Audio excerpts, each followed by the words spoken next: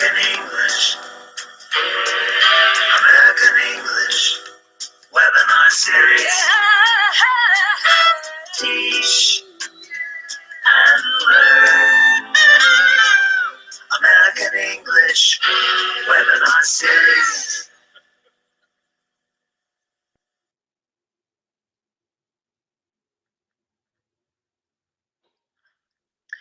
Welcome everyone to American English Webinar 2.4. We're so happy to see everybody here today. Thank you so much for joining us. So this is American English Webinar Series 2, brought to you by the American English team at the U.S. Department of State in Washington, D.C. Here you can see some of our super English teachers who recently participated in webinar viewing groups in Peru and Burundi. Thanks so much to Patricia León at the Instituto Cultural Peruano Norteamericano at San Miguel Branch in Lima, Peru, and Tresor Gahungu, webinar facilitator at the Information Resource Center in the U.S. Embassy in Burundi, for sharing these great photos. Keep sharing your photos by emailing them to americanenglishwebinars@elprograms.org. And today we have a couple of action activities for you during the presentation. So if you get a chance to snap times, even better. My name is Katie, part of the American English team, also known as Moderator Katie. And you'll also see Moderator Heather in the chat box to help you during the webinar. Here you can see the schedule for this series. Our next webinar will be held on March 16th. It is entitled Changing English, What Teachers Should Know, with Relo Kevin McCoy. For the final two webinars in this series, the local time in your region will most likely change. Daylight savings time begins in the United States on March 13th. On that day, we will set our clocks forward 1 hour. So webinars for the rest of this course still take place at 8 a.m. and 1 p.m. Eastern Daylight Time in Washington, D.C., but you may find that after March 13th, these webinars are 1 hour later in your local time zone. Please use the time conversion link provided here and in the chat box and in your reminder emails to confirm the local time for the final two webinars in this course. Be sure to enter the webinar dates March 16 and March 30th when using the time zone converter. You will also receive this information, like I said, in the reminder emails that are sent out. So just make sure to double check that time, because we definitely don't want you to miss those last two webinars of this series. Our webinars are each 60 minutes long. Each month, the webinars are related to a theme found on the American English website. In the Teacher's Corner area, which features resources and lesson ideas related to the month's topic. Teacher's Corner can be found at the bottom of the American English homepage next to the Popular Resources section. The theme for the month of March is Integrating Global Issues into Your English Class. Make sure to visit the American English website frequently, because the latest Teacher's Corner will be posted very soon. During the webinars, you will hear but not see the presenter. The way for you to participate is by using the chat box, as you're doing now. This is where you can make comments or ask questions related to today's topic.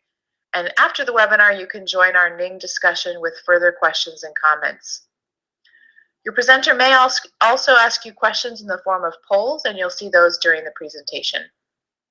If you experience technical problems, don't worry. We will let you know if we're having a global problem.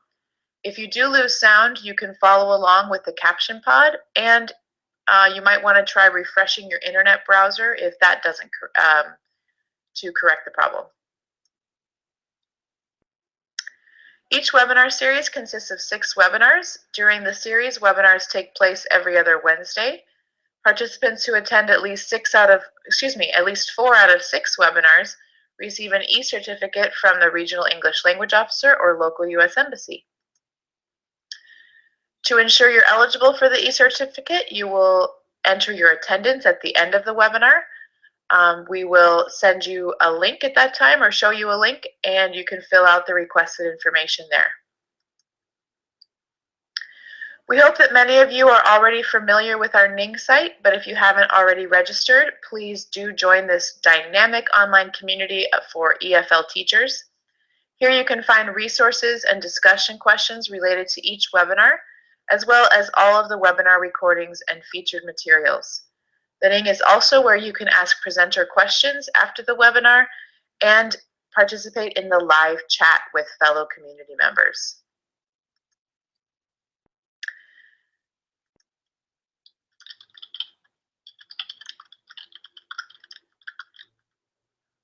And now for today's webinar, Cross-Cultural Communication Strategies in the English Language Classroom. So English is fast becoming the shared language of our global community, whether it be in business, economics, education, or even social media. In this webinar, the presenter will discuss some challenges that different cultural and linguistic backgrounds present in the classroom and show us ways English teachers can raise cultural and linguistic awareness so that students will become more successful English-speaking global citizens. Melissa Mendelson is an associate instructor in the University of Utah's Linguistics Department, where she teaches English for academic purpose courses and courses in cross-cultural communication.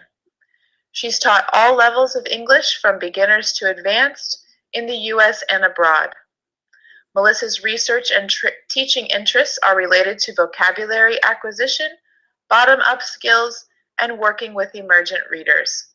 She and her husband dream of starting a country band someday with Bird, their dog, and their 4 chickens. So, welcome, Melissa. We're excited to hear what you have for us today.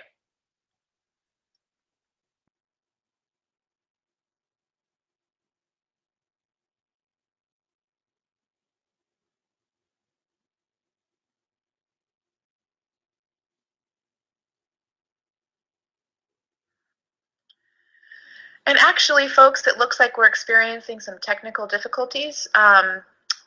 So we will play a little bit of music for a couple of minutes and make sure that our presenter is all set. So just hang tight. We apologize. We will get started in about 5 minutes. Where we going, peace, even beyond. We gotta be the spark to get us out the dark. We all can play a part, peace. Where will it start? Say it's impossible or just impossible. We gotta choose it up as peace. Say optional. Peace around the world. Something that easier said than done. Peace sacrifice. Make peace for everyone. This is a freedom song. Will we all get along? Maybe if we drop the peace instead of bombs. They say it's time for change, but will it stay the same? Can we at least just have a peace to play the game? What are we leaving for? The babies yet unborn. I know before I'm gone, peace is what I'm working on. We running out of time. Let's not get left behind. Get yours, cause I'm gonna get my peace, my peace of mind. Every day we shine for peace. I've been living with the peace. The craziness in this world, taking through responsibility. Not blaming you on me. Somebody has to be strong. Every day we shine for peace. I've been living with the peace. The craziness in this world, taking through.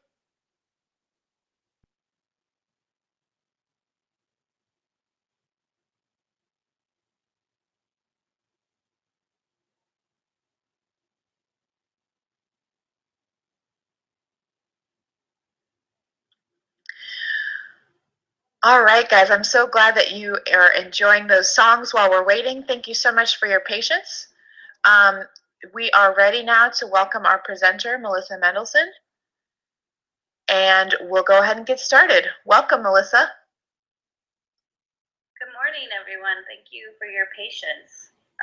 I'm sure all of us can understand the trials of technology, especially when we're trying to connect. But I'm so happy to be here today with all of you. And talk to you a little bit about cross-cultural communication strategies.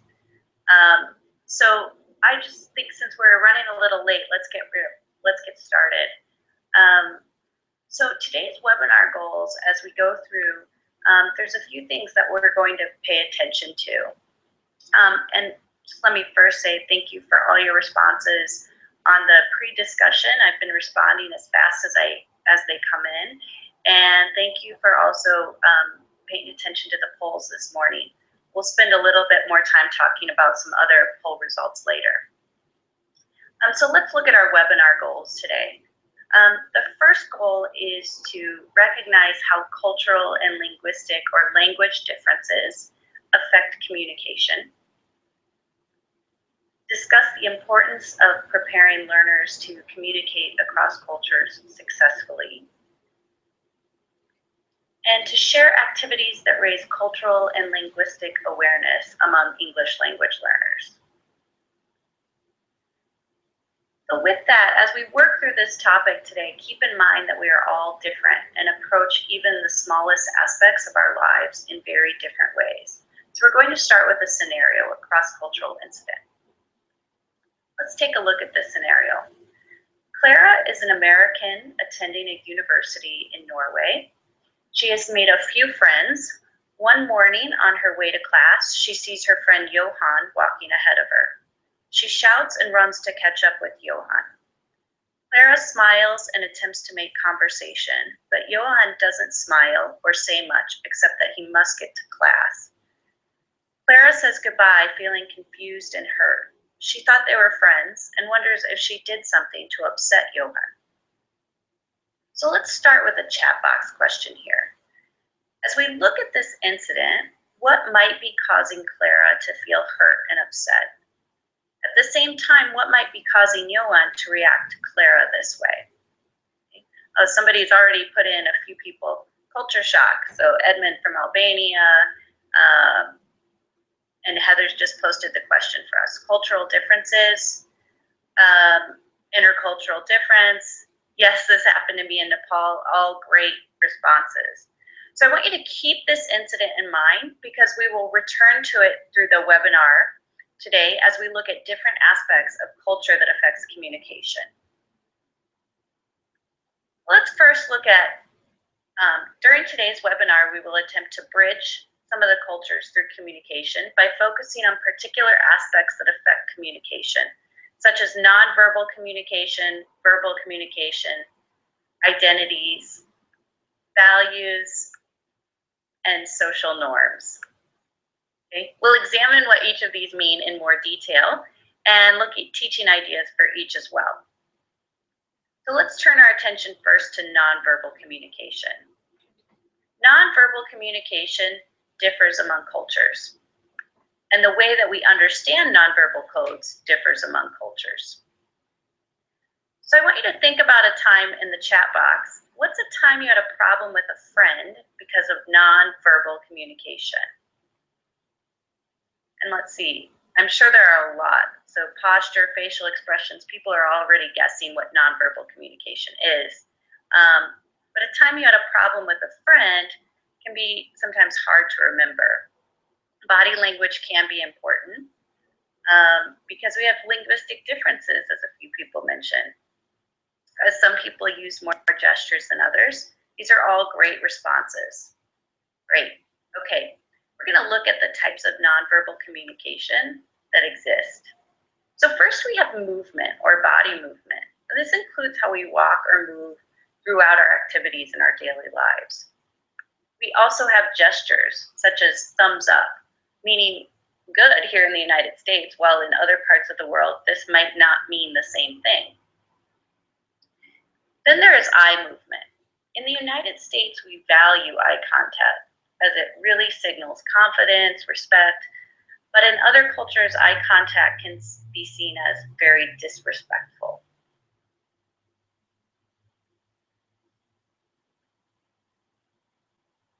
Then we have clothing and dress. Clothing and dress are aspects of our identity that communicate who we are to others. For example, a doctor might wear a white lab coat to signal that they are part of the medical field. We use time is understood differently across various cultures. I might walk slowly because hurrying is not important, or I might be late because late is on time in my culture. And then we have vocalics, which are the sounds we make to communicate a message, but they are not words, such as the sound We use in English to signal that we need more time, or we need a pause or a break. Sort of like, I need a few more ums this morning after being a little rattled. And then finally, we have space and touch. Americans, for space, might sit close to friends, but keep 1 to 2 feet of distance between themselves and acquaintances. Okay?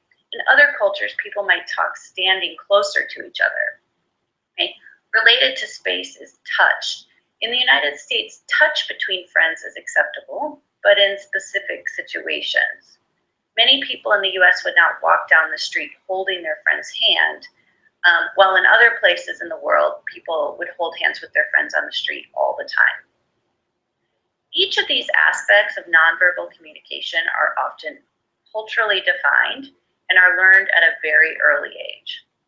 So this might feel a little strange, especially if you're in a room by yourself, but I want you to try something with me. I want you to say the word yes out loud and notice what you do with your head and body. So as an American, as I say yes, I automatically nod my head up and down a little. Now I want you to try to say the word no, but continue doing the yes movement. So say no, but nod your head yes. How does it feel? For some of us, this can feel really uncomfortable. It is very easy and automatic for me to nod my head yes and say the word yes. It is not easy for me to say the word no and nod my head yes.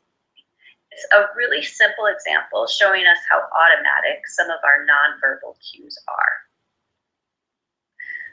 There are also 5 functions of nonverbal communication. So we use nonverbal communication to show people who we are or how we identify ourselves. Who am I? We use it to express emotions, to smile, to show happiness. We use it to form impressions of people. So we're making judgments based on someone's outer appearance. We use it to manage conversations. Maybe I'm leaning forward to show you that I'm listening. And we create interpersonal attraction, choosing who we want to date or marry based on the way that they look and how they move. So how we do each of these across cultures varies. For example, in the US, I might smile to signal politeness, but in other places, smiles are only for happiness. So let's see if we can share some of our own nonverbal communication standards with a question. In the chat box, I want you to say, how do you greet a friend you meet on the street? Think of the nonverbal aspect of this greeting. Okay? And so for me, I might be just waving my hand. Some people say smile and nod, okay? And we have shaking hands, smile, waving hands, waving arms, nodding. So we have a lot of options here.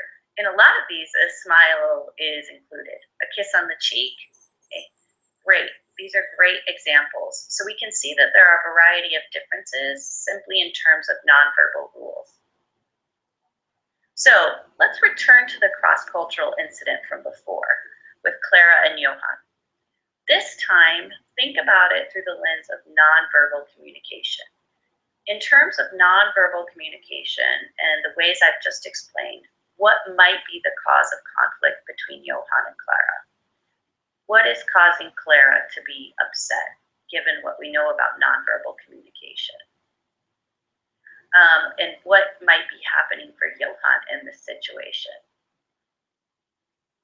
Maybe she was too loud. Thank you, Anosha from Sri Lanka.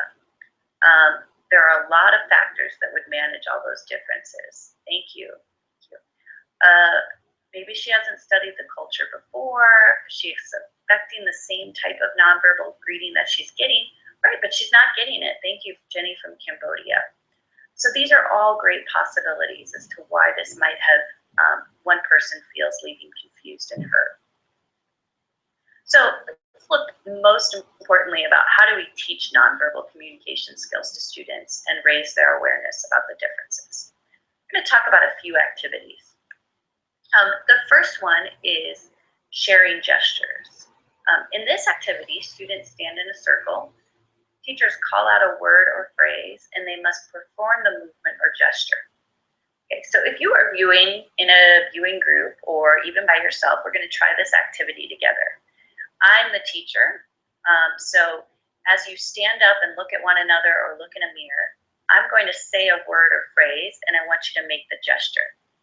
And just watch how other people respond.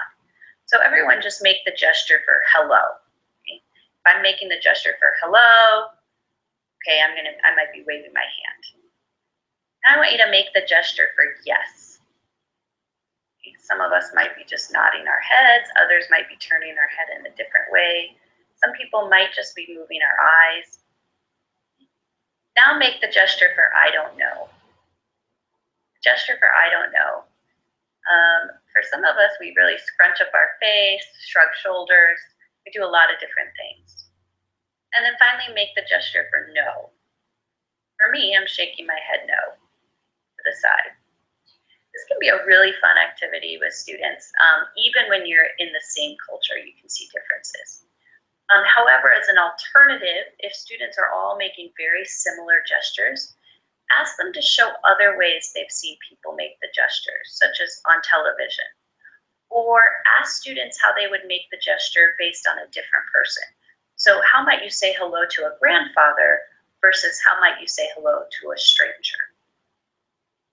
You could also revert to your own cultural norms or language. So start by doing the gesture for phrases or words in your own language. And then after, you as the teacher could show them what the standard is based on an American English situation, or ask students to guess. Let's move on to an activity where we use space and touch. This activity is a lot of fun as well and can show students in many cultures how comfortable they are with space and how other cultures might be more or less comfortable with space. So we use this to recognize that people use and value space differently. So what I do is I send half of the students out of the room. The remaining students are told this. I say, you will have a conversation with a student when they return. As you talk, you will move closer and closer to your partner. And I want you to observe your partner's reaction and your own feelings of comfort.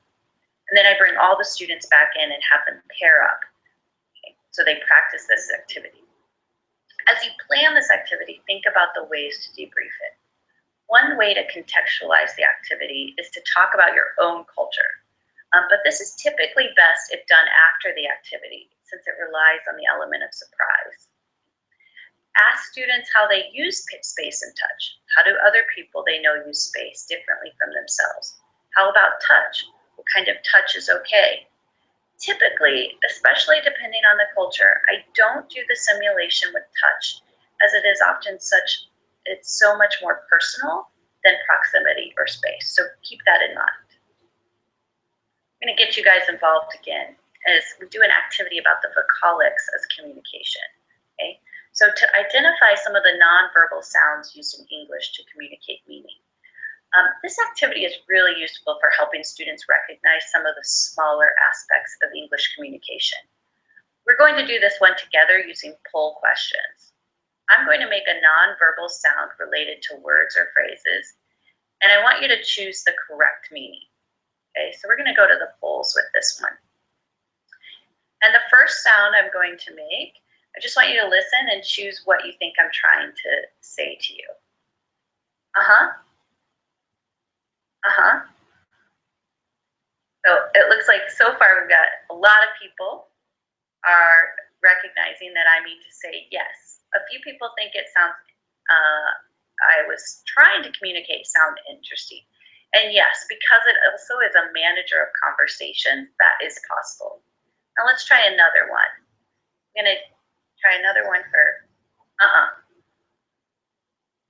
Uh-uh. I want you to choose which one you hear. Yeah, and then for that one, we're trying to say no. Okay, uh-uh.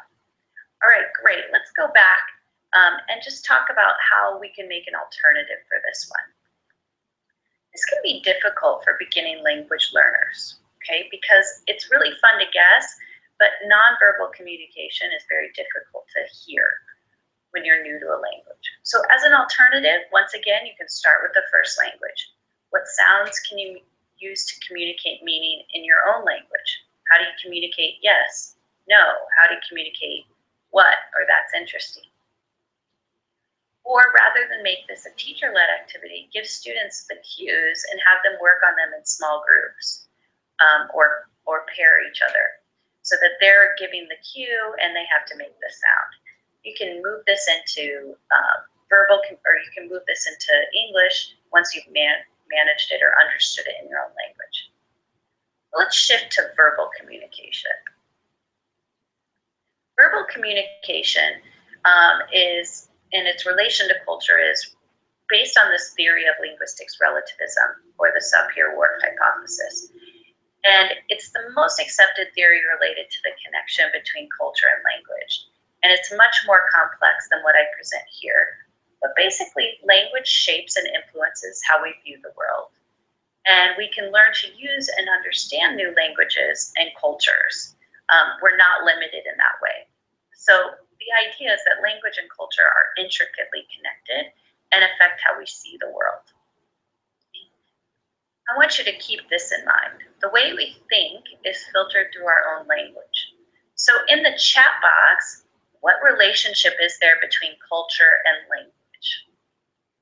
And we might have very different answers when it comes to this. So Amira in Algeria says, language is the medium through which we perceive the world, right? It makes it really difficult to think about things when we're not using a form of language. Some of us might be saying words have more power than actions. They are closely related. Language mirrors culture. All great responses. Thank you for sharing and participating. So when we think about culture and verbal communication, we have several different components that we think about. First, we differentiate between written communication and oral communication, as each have their own set of rules to follow. So let's think about two chat box questions to illustrate the differences between written and oral communication. First, how do you greet someone in English in an email? How do you greet someone in English in an email? Be a little time to think about that. You might say, some people are saying, hi, hello, dear X. Now I want you to think about, how do you greet someone in English in person? And this changes just a little bit. So how do you greet someone in person?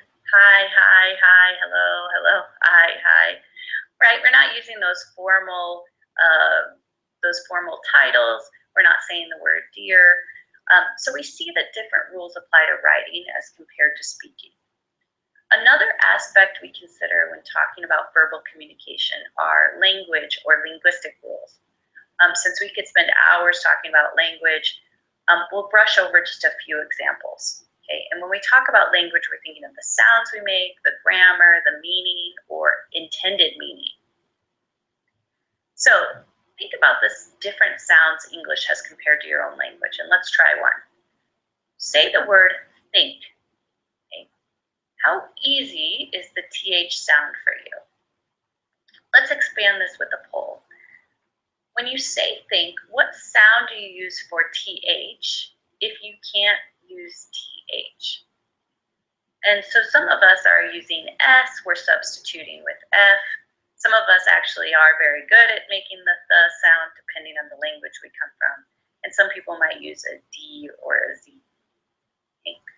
Right? So in English, saying the sound wrong could lead to a misunderstanding if you substitute another sound that functions, that has meaning. Think of the idea of think versus sink. If I use S for the, I'm going to have two different meanings. Another activity that you can think of, or an example, is the idea of one word in a language to mean multiple things. or mean one thing. Okay. So some languages have many words for something that is culturally important, while other languages might have one word for the same thing because it is not culturally important. The Sami people of northern Scandinavia and Russia have more than 150 words for snow and ice. Why? Because it's related to their way of life and it's culturally relevant. So going back to the polls with this one, how many words do you have to describe snow in your language?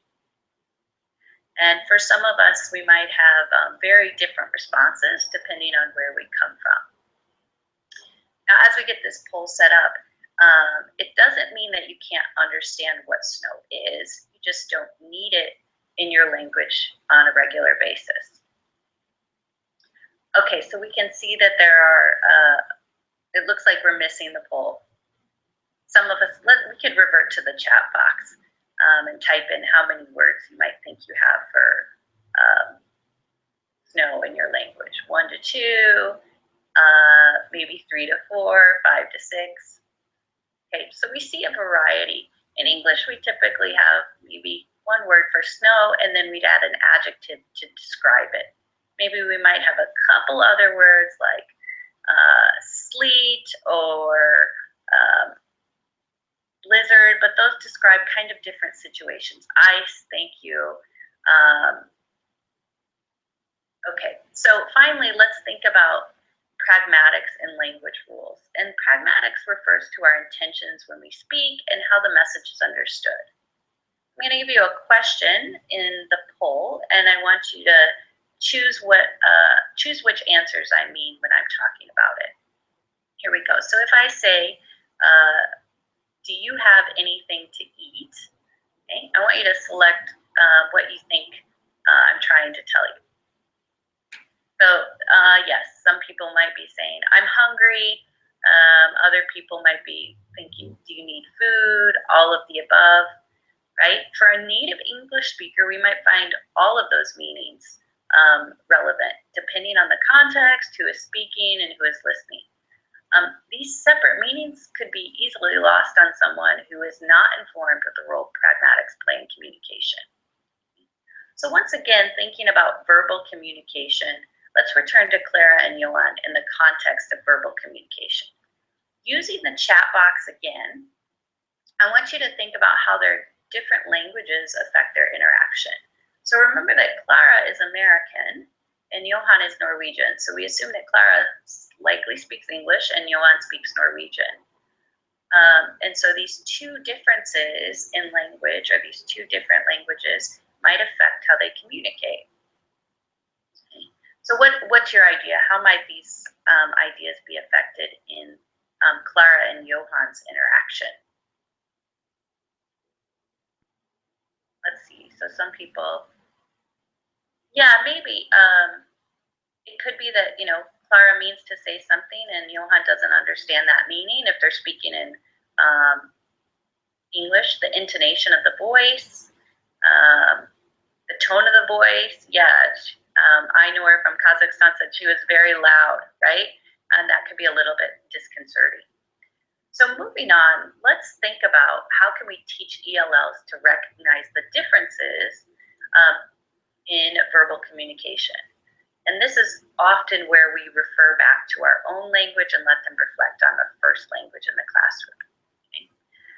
As language teachers, the bulk of our time is spent teaching language and communication. But here are a few activities to connect language to culture in the classroom. The language of relationships. So this activity requires some critical thinking about culture and might be better for older students. Okay. But also has opportunities to get younger or lower level learners practicing relationship vocabulary. So this activity is to practice the language of relationships and show how relationships might be used differently in different languages, creating different beliefs about relationships and cultures. So first I start by asking students to generate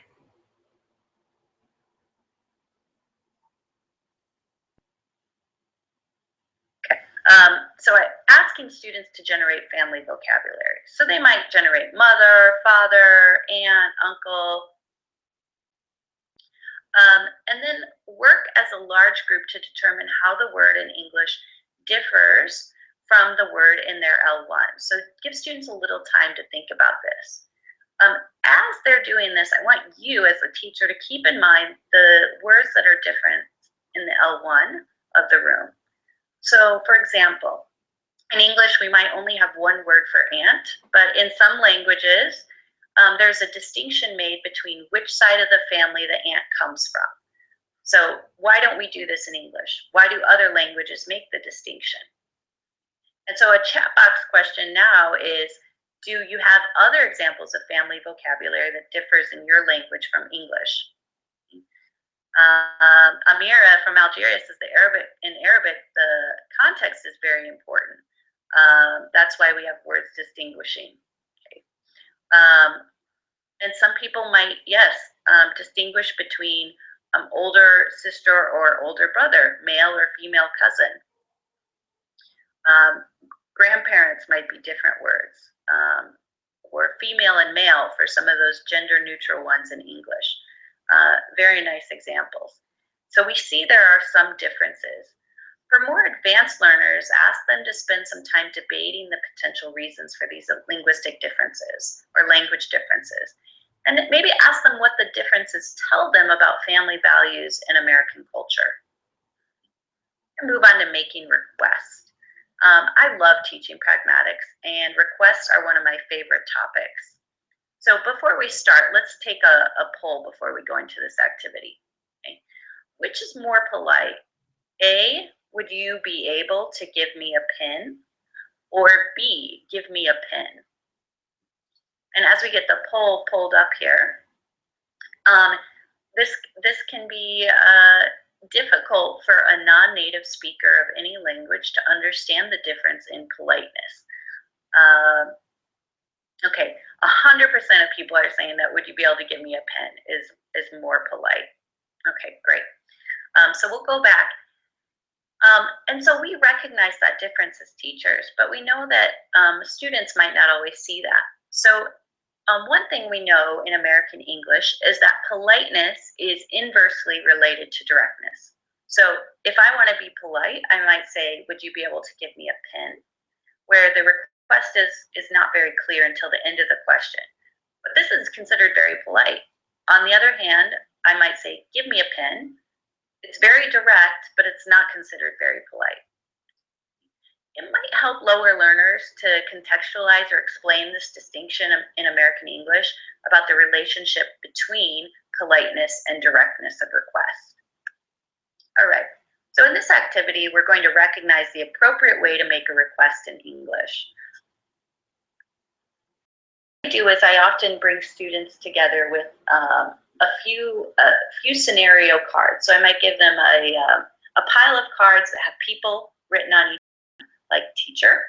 I might give them a pile of cards that have a request, what the nature of the request is, such as need extra copy of homework. And then I give them a pile of cards that say, that have request language. So working in groups, I have students arrange the cards so that the person, request, and phrase work together to be pragmatically appropriate. And then I have students complete the request. It might look something like this when they finish. So they've chosen mom, they've chosen the request of money, and then they choose the appropriate one. So for talking to your mom, since you know that person fairly well, you might be more direct and say, Mom, I need some money, please. And then students could also put this together another teacher, extra copy of homework. Would you be able to give me an extra copy of the homework, please? Since this task is difficult for even advanced learners, there are a lot of alternatives for using it with lower level learners. So you could ask them to simply review the difference between two. So you could say, what's the difference between would you be able to and I need? And then have them distinguish differently for different situations. You could also just ask them when they might use each one with a teacher, a friend, or a classmate. So would they use give me a pen with a teacher? Would they use give me a pen with a friend?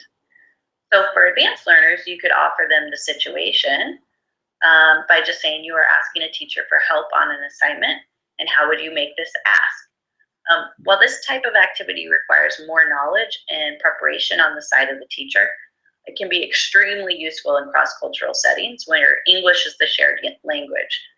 Because making an inappropriate request in, say, a business setting could have social as well as financial consequences, for example. Very similar to this activity is the writing of emails. It focuses on the pragmatics or the intended meaning of written communication. I like to use sample emails in my classes, have students identify what the components of a good email are, and then have them work through that to point that out. For lower level students, for earlier learners, you could give them a template or a sample email and maybe have them fill in the blanks. Okay. So once we've talked about what's included in a polite email, I might give them a scenario and then have them write their own emails. Okay. You could use this sample email here and just take out some parts and have them fill in the blanks if they're more beginning learners. As an extension, you could use this task as a way to highlight the differences between telling someone something over email versus telling them over the phone or in person. So encouraging students to think about the different rules of spoken language versus written communication or written language. I'm going to move on and discuss culture and identity. Let's start with a poll question. Which of these aspects are part of your identity? And so you might be able to check a few boxes: religion, personality, gender, language, education, or social status. And we can see that people are checking multiple boxes for this. So some of us recognize that all of these things might make up who I am as a person. So let's go back. What makes us unique is that we are made of many aspects. Here are a few aspects that make us individuals, okay, related to that poll question. So personal identity within each of us is formed by joining these aspects together, or different aspects. And these could include personalities, goals, interests, religious beliefs, social class and status, language, gender, social roles, what you're expected to do in the community, even ethnicity. So the idea is that we are so different from one another. And for example, a few of us might share a religion and education background. So we might think or assume that we have similar opinions.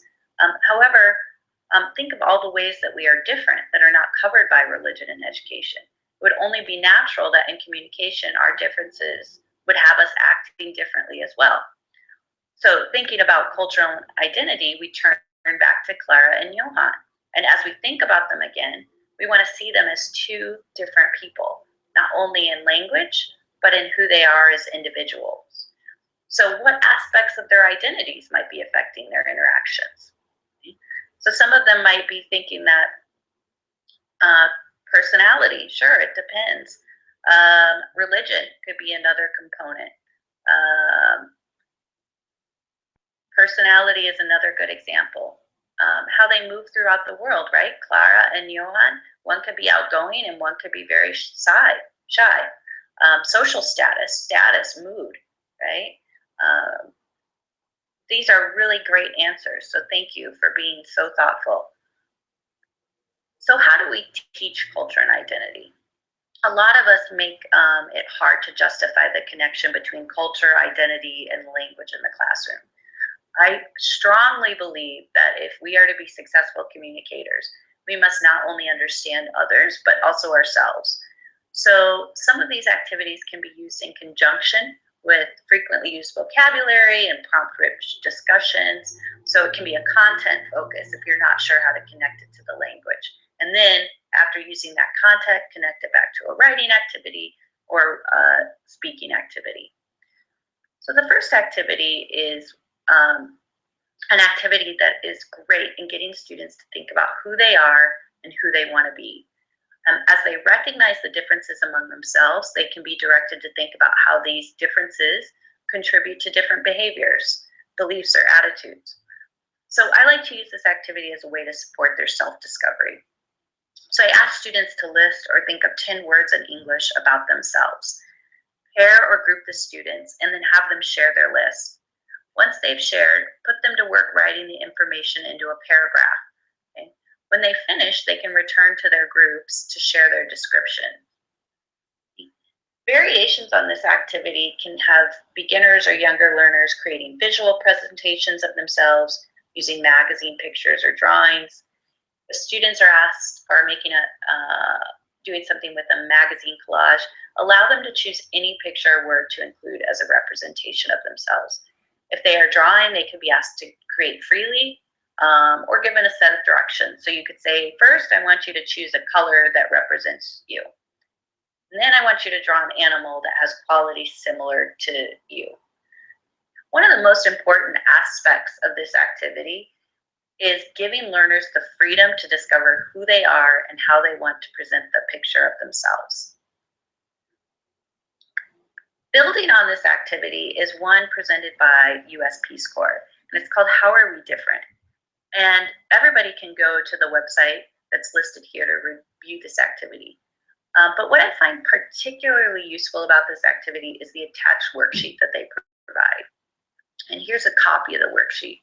The worksheet guides students through a set of questions about aspects of themselves, such as what is your religion, what music do you like, what food do you eat, what languages do you speak.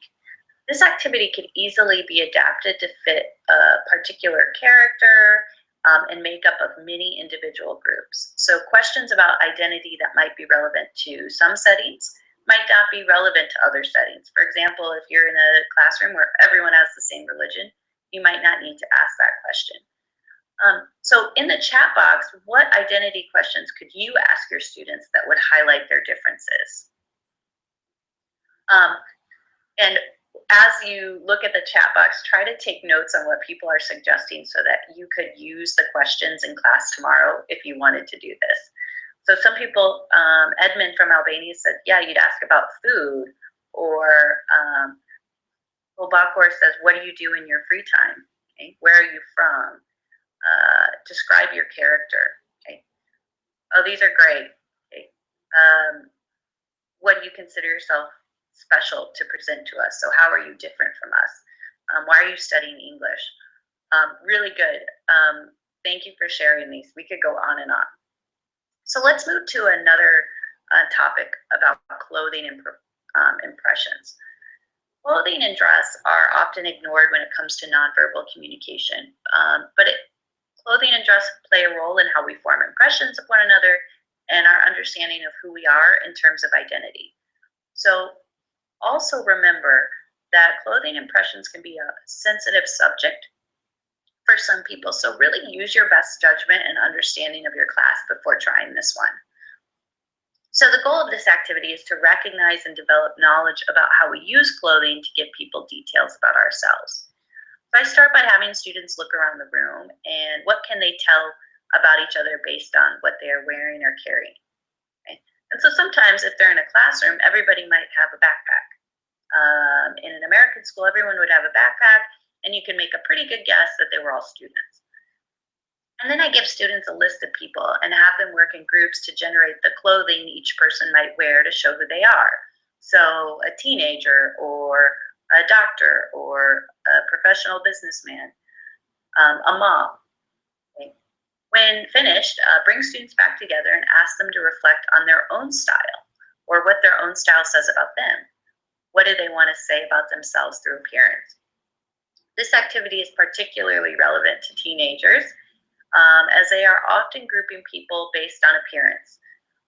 One way to use this activity is to highlight the idea that how you dress will result in judgments made about you, but understanding that these judgments can be overcome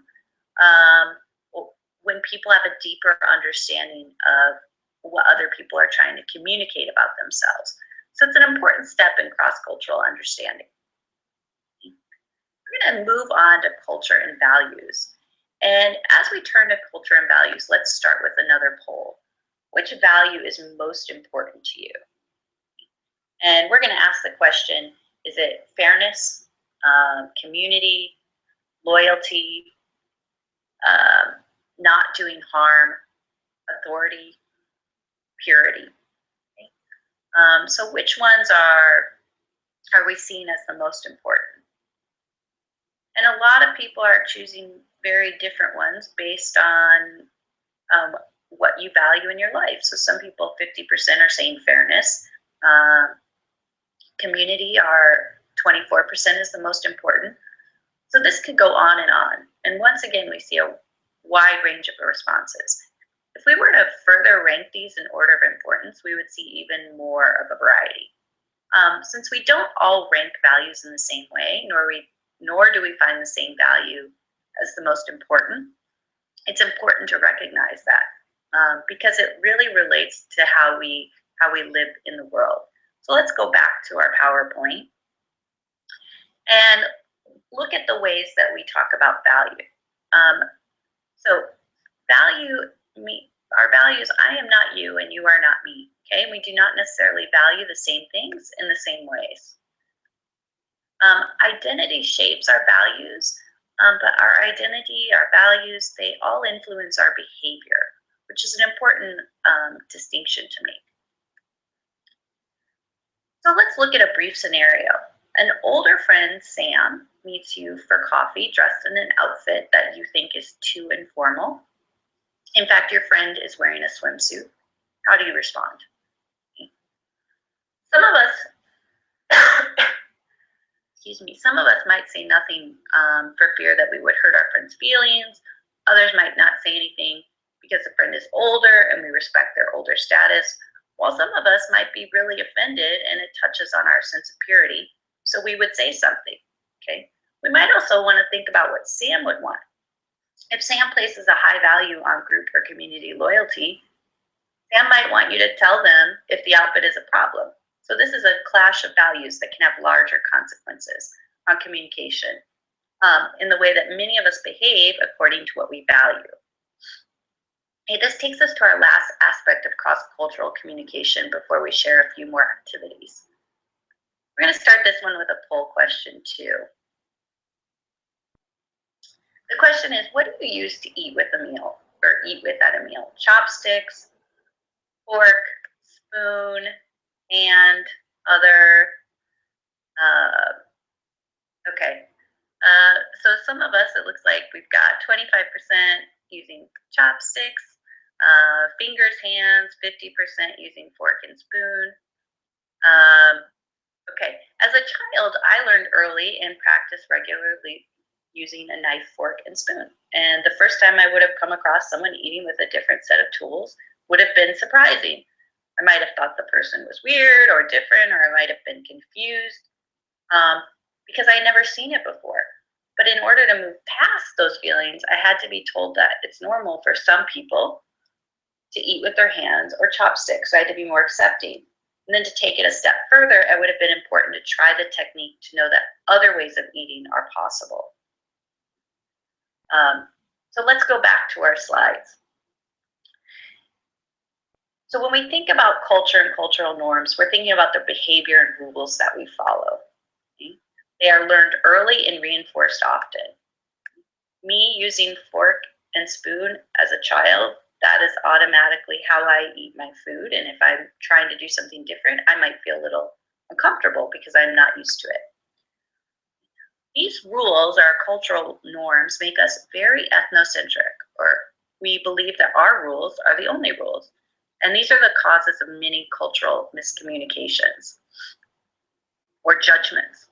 So learning that other cultural norms exist can help us to be more accepting and reduce instances of cultural miscommunication.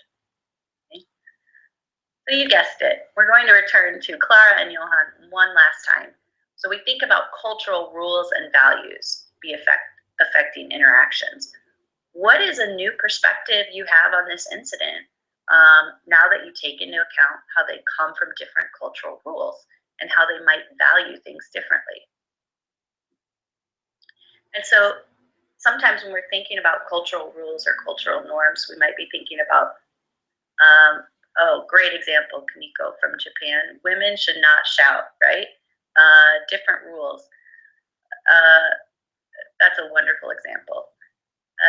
Other people are suggesting they might think that Clara is being rude because she is shouting, or she might be thinking that he's being rude because he is not he's not talking back. Fariel says tolerance is really important here. Great, thank you for that. All right, so we think about, we're going to finish up talking about teaching values and cultural norms. And this one is pretty easy and can be used with all levels of learners. It's called spotting the difference or spot the difference. The focus of the activity is on recognizing that even daily habits, living arrangements, lifestyles, and activities are done differently around the world. And in this activity, you can show drawings or pictures of everyday activities taking place in the United States. How are these different from their own daily activities? What would they do if they were in the US and were asked to act in a different way? So for example, I put a picture of a house here. Showing students a picture of a house in the US could generate language with even beginner learners as they see that differences between their own homes and the home in the picture exists. Right? You could extend the activity by asking learners to imagine how they would function in the new environment. Would it be challenging? How would they feel about doing their own habits when everyone else does something differently? How would they feel about trying new habits when it is not their normal or they're based on their set of rules?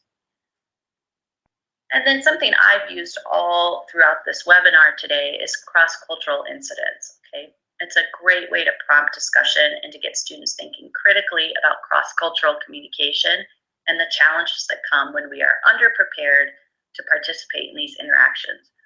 Cross-cultural incidents are readily available on the internet.